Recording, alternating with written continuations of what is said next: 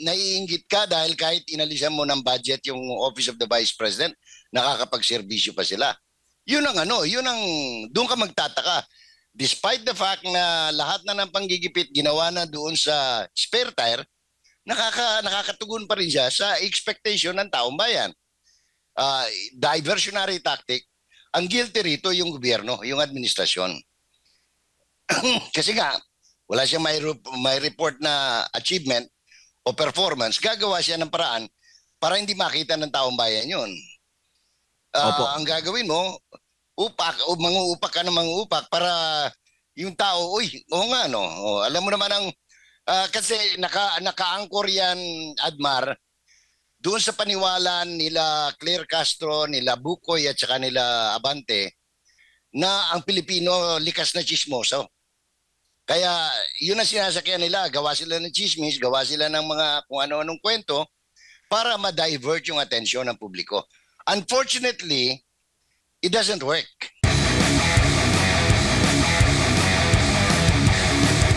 Mayroon po ba kayong inaasahan o ano po yung inaasahan ninyo sa susunod na SONA ni Marcos Jr.? I am sure nagpiprepare sila ng isang impresibong speech ng presidente back up by several video clips, no, ng kanyang mga photoshoots and video shoots na nakita natin over the last several weeks na ginagawa ng presidente. Opo, and sa nakalipas na mga SONA ng Pangulo, sa kanyang mga pangako, lahat po ba sa tingin ninyo, lalo na yung mga kanyang mga malalaking mga ipinangako, natupad ba? Or mayroon pang sisingilin? Baka madadagdagan na naman yung sisingilin ng taong bayan sa kanyang mga SONA? Mabuti binanggit mo yung sisingilin kasi usually ang SONA, yan ay pag-uulat sa bayan kung ano ang nagawa na ng ating gobyerno para sa ikauunlad at ikabubuti ng mamamayang Pilipino. Kabilang dyan yung enumeration ng kanyang achievement vis-a-vis yung kanyang mga pinangako. Halimbawa, ang sinabi niya noon, noong huling SONA niya, 5,500 na ang flood control project na aming naipatayo at libo-libo pa ang kasalukuyang ginagawa. So, alamin natin, yung bang sinabi niyang libo-libo ay napatayo ba?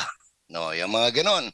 Sabi niya, pagagandahin natin ang magiging aluan ng buhay ng tao.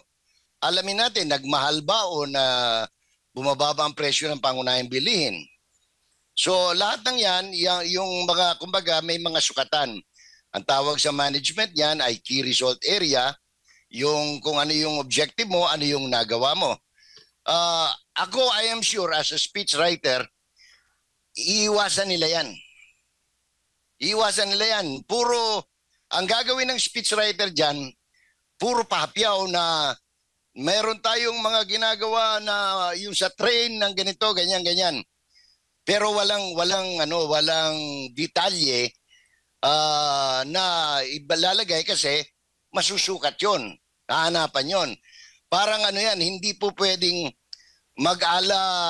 alias Rene si Presidente Marcos na detalyado yung babanggitin niya ng mga events, no, or places or actions na anong tawag nito, katulad ng mga paghahayag na detalyado. Opo. Puro mga kumbaga parang rhetorics.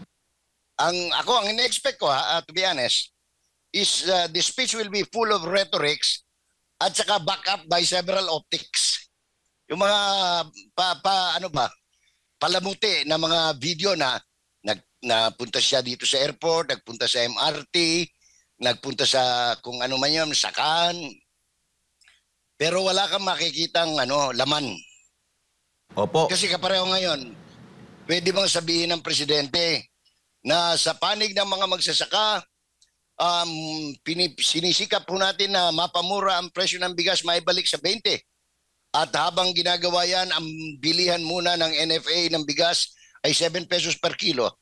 Baka magrevolusyon yung mga magsasaka pag ginawa niya yun. Which is actually what is happening, Admar, no? Ngayon, ito, may mga naunang nag-aani ngayon sa mga kapitbahay ko rito dahil alam mo naman na ako'y nasa pagsasaka. Ang presyohan ngayon nasa 7 to 9 pesos lang yung wet. Kaya talagang mapapamura ka. Opo. Manong Jay, ito pong sa communications natin, naging sapat ba para maipahayag ang lahat ng mga malalaking programa, kung meron man, ang Marcos Jr.? Kasi parang nagiging abala sila sa pagbanat dito sa pangalawang Pangulo. Minsan ang inamin ni Marcos Jr. na hindi daw nararamdaman ng taong bayan. Kaya nga siya talagang kahit yung mga maliliit na mga bagay na malapit sa bitukan ng taong bayan, yun yung kanyang mga tinututukan. O di kaya mahirap din sa communication kung wala naman talagang significant na mga proyekto na makakapag-uplift talaga ng pamumuhay ng mga tao at mga puro pangako lamang po, Manong Jay. Alam mo, nung ma-appoint itong mga bagong hirang, no, hinirang niya ng mga mamumuno sa communications group ng gobyerno, napakalaki ng pag-asa ko kasi nga sila ay mga nagtrabaho sa Philippine media, no? Si Jay Ruiz, dating reporter, defense reporter ng ABS-CBN. Si Claire Castro, naging co-anchor naman sa mga iba't ibang programa sa radyo. So expectedly, magiging mahusay sana ang communication ng pagpapadala ng mga impormasyon na kapakipakinabang. Unfortunately, ang nangyari nga, naging kampana sila sa sabungan, no? Itong mga hinirang na press secretary, press officer ng Malacanang, para silang doon sa mga hindi nakakaintindi, doon sa sinabi kong kampana na sabungan, magpunta ho kayo sa sabungan isang linggo. Pakinggan ninyo, tingnan niyo mga tao. Iba-iba ang sinasabi. May tumatawag ng 9, may logis, may 17, may doblado, may 16, yung mga ganun. In other words, ang daming salita, hindi hindi magkamayaw, no? Tapos magtataka ka, mayroon sinatawag na variable.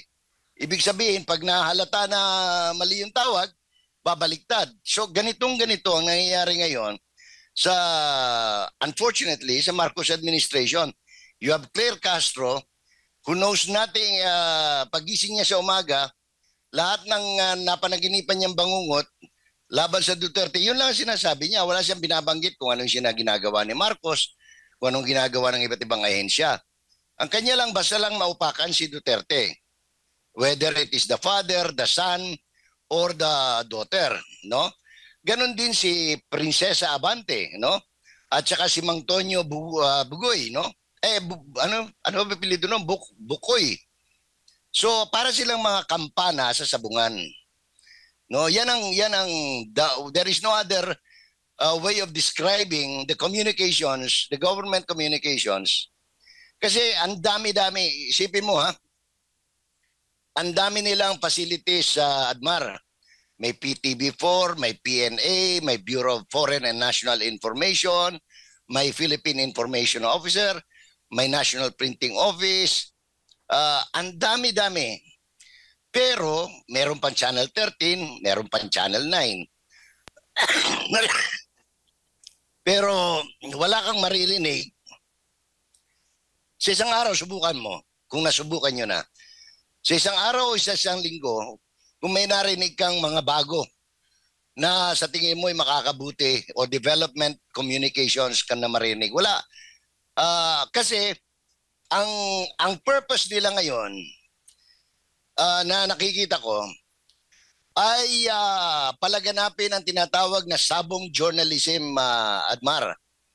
Yung bang wala silang gagawin kundi awayin ng awayin si Inday or si Baste or si Duterte o PDP laban, para nang sa ganun, sila awayin din sila para hindi na pag-usapan yung lahat ng kamalian o kakulangan ng kasalukuyang administrasyon. Kaya yun tama yung tama yung salitang kulang-kulang, no? Kasi wala talaga, hindi lang kulang-kulang. As in lawa, wala, no? Kaya ang ginagawa, itong tatargetin si Inday, wala naman. Paano mo naman ba? Kaya tama si Inday, sabi niya, mas bobo ka pa kaysa sa amo mo eh. Yun ang, hindi man marapat, pero kinakailangan gawin yon para mahinto. No? Kasi imagine mo, abogado ka, tawagin kang bobo. Tapos yung amo mo, presidente, sasabihin, mana ka pa sa amo mo. O pareho ka sa amo mo. Kasi nga, they have to be stopped. Dahil tayo taxpayer na nagbabayad sa kanila eh. Hindi tama yung araw-araw, wala kang marinig sa Malacanang, kundi puro upak sa Duterte. Samantalang, ang gustong malaman ng tao, kailan ba bababa ang presyo ng liempo, ng kasim? Ang presyo ng sibuyas? Kasi yun, ang tao yun ang importante. Yung kakainin niya, yung malapit sa sikmura niya, Admar. Opo, no? Natanong din kasi ang nababanggit, di ba, nagsabi si VP Sara na ano lang yan, may kaugnayan sa 2028 presidential elections, no? Itong mga pag-atake na ginagawa nila. Kasi kung titingnan mo naman, ang pangalawang pangulo ay spare tire lamang, no? Pero itinanggi nila na hindi, walang kaugnayan ito, hindi ito politika. Merong tugon dito nung tinanong si VP Sara, nung tinanong na sinabi kasi ng na diversionary tactics lang yung sinasabi ni VP Sara na may kaugnayan sa presidential elections. Ito yung sagot ni VP Sara doon sa tugon nila na diversionary tactics lang. Sabi niya, no, of course not. Let's just say na diversionary tactic ko yung presidential elections, no? For the sake of discussion lang. Hypothetically, ganun yun. So, lumipat tayo sa ibang rason kung bakit nila ako atakihin. What they are doing is what is called political scapegoating. Kapag walang nangyayari sa administrasyon mo at walang ginawa yung principal o yung presidente, ang gagawin nila is magtuturo ng ibang tao. Kapag merong question sa kawalan na ginagawa ng administrasyon, ang gagawin nila ay magtuturo sa ibang tao para nawawala yung tanong at parang nagugulo ang mga tao. This is a classic political scapegoating. Sino kaya sa kanila ang nagkakaroon ng diversionary tactic? Ang gobyerno na pumupuna kay VP Sara o si VP Sara na kritiko ngayon ng administrasyon, Manong Jay? Number one, wala naman silang karapatan. Wala silang business criticizing the Vice President because the Vice President has nothing to do. She's a spare tire. Mag-aantay yan pagka nabangag nasira ulo si Marcos, pwede siyang mag-take over. Kapag ka namatay si Marcos, siya ang magte-take over. Yun lang naman ang expected of her. Now, naiinggit ka dahil kahit inalisan mo ng budget yung Office of the Vice President, nakakapagserbisyo pa sila. Yun ang doon ka magtataka. Despite the fact na lahat na ng panggigipit ginawa na doon sa spare tire, nakakatugon pa rin siya sa expectation ng taong bayan. Diversionary tactic, ang guilty rito yung gobyerno, yung administrasyon.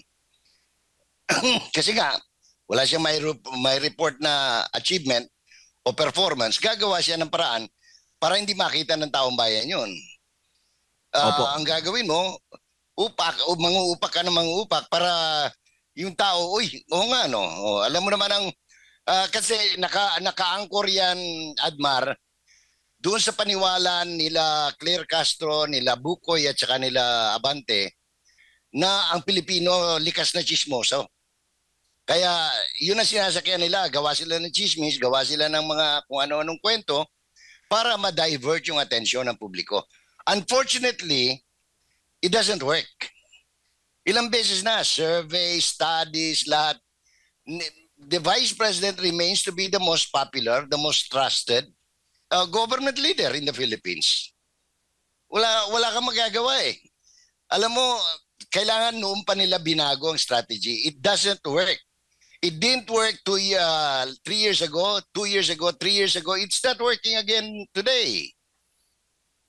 Opo, and nakikita niyo po ba na kayang magtagal ito na halimbawa kung meron mang diversionary tactic itong ginagawa ng administrasyon, kaya pa ba nilang mailihis ito?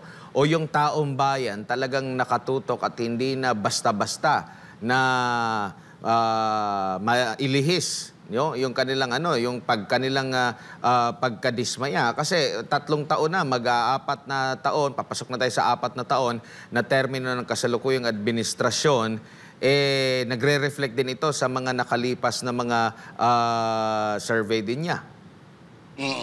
Ganito yun, if I will speak as a professional political scientist and economist, wala nang pag-asa. No? Yung kwentas klaras. Pero kung hopelessly romantic ka na Pilipino, hanggat may buhay, may pag-asa, di ba? Pero ang pag-asa niyan ay kung itong natitirang almost 3 years, no? Gumawa sila ng milagro from within. Ano yung milagro? Anong klaseng milagro? Kung unsolicited advice hihingin sa akin ni Mr. Marcos. Number 1, sasabihin, ang advice number 1 sa kanya, pauwiin mo sa Baguio, dun sa Mountain Province si Mrs. Araneta, o kaya pabayaan mo siyang makulong anywhere, no? Sa California ba o saan. Para hindi siya pwedeng makialam sa takbo ng gobyerno. Number 2, gawa ka ng paraan na matanggal sa House of Representatives yung pinsang buo mo. Kasi yan ang number 1 na panira sa iyo. Okay? Pangatlo, walang magnanakaw ni isang sentimo sa the next 3 years. At gawin nyo lahat yung proyekto na dapat na ginawa nyo at mga inipit nyo na hindi nyo binigyan ng budget. Katulad ng subway, yung train from Clark to Bicol. Yung mga ganon, yung train dito sa train system, railway system sa Mindanao. Gawin nyo lang yun. Yun lang. Tapos alisin mo talaga lahat. Lahat ng unqualified na nakapaligid sa iyo. Starting with your executive secretary. Yun ang honest to goodness na payo natin. Pero kaya ba niyang gawin yun? No? Hindi ba siya weakling? Hindi ba siya bangag?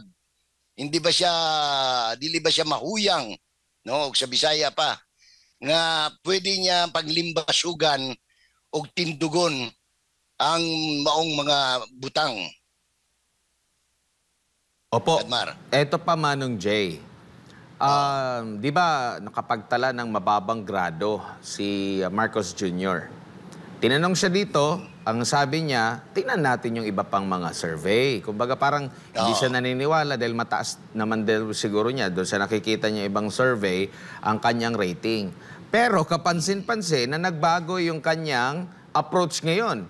Mas nasa ground na raw siya ngayon. So kung tingin niya, mataas pa rin yung grado niya, bakit may mga pagbabago tayong nakita na hindi natin nakita nito nakalipas na 3 taon, Manong Jay? Meron pa palang dapat siyang baguhin. Palitan niya lahat yung spin doctor niya. Because they're not working for his yung mga lahat ng mga PR niya puro mali-mali.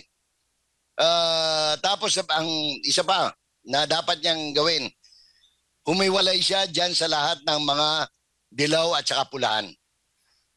Pagka nagawa niya yan, palagay ko may chance pa ang Pilipinas. Pero as it is, sabi ko nga, kung in all honesty, based on what is given now, parang baka bangutin ka sa panaginip sa mauwi sa alapaapang lahat ng iyong mga naisin, Admar.